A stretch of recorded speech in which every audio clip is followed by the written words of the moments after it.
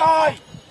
একই সাথে যারা উপদেষ্টা রয়েছেন, আজকে আমরা অনেক উপদেষ্টাদেরকে দেখেছি খুনিদেরকে পুনর্বাসন করার বক্তব্য দিতে।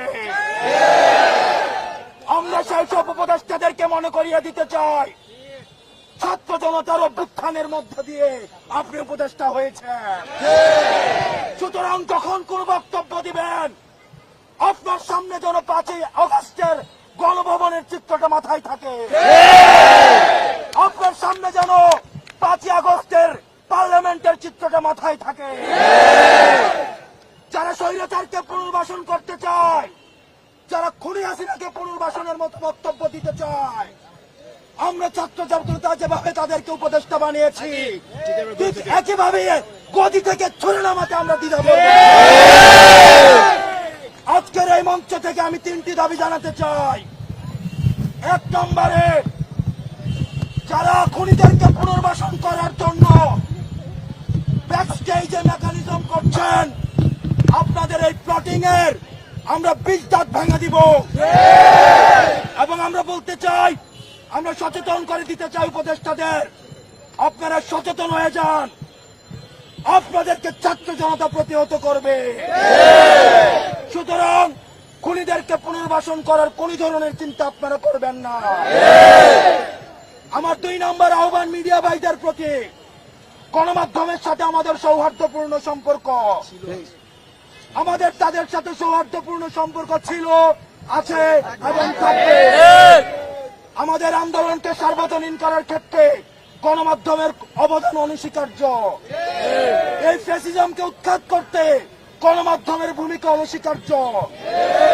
কিন্তু আমরা দেখতে পাচ্ছি কিছু কিছু গণমাধ্যম খুনিদের পুনর্বাসনের ষড়যন্ত্রে লিপ্ত হচ্ছে। আমরা আপনাদেরকে হুঁশিয়ার করে দিতে চাই, আমরা আপনাদেরকে আহ্বান করতে চাই, আপনারা জনতার কাতারে নেমে আসুন। অথবা দেখা যাবে অনেক গণমাধ্যম কর্মীরা শেষ দিকে এসে তাদের বুমের মধ্যে তাদের যে মাইকটি থাকে সেখানে তারা নেমপ্লেটটা লাগিয়ে জনতার কাতারে নেমে আসতে পারেনি। সুতরাং আপনাদের জন্য সেই ভবিষ্যৎ না হয়। সর্বশেষ বলতে চাই, আন্তর্জাতিক অপরাধ ট্রাইব্যুনালে খুনি হাসিনাকে প্রধান আসামি করে এবং অন্যান্য যারা তার সহযোগী ছিল, এই ফ্যাসিজমের যারা ফুল সোলজার ছিল, তাদেরকে আসামি করে এই অন্তর্বর্তীকালীন সরকারের কাছে আমরা দাবি করছি, খুনি হাসিনাকে আসামি করে আন্তর্জাতিক অপরাধ ট্রাইব্যুনালে মামলা দায়ের করতে হবে।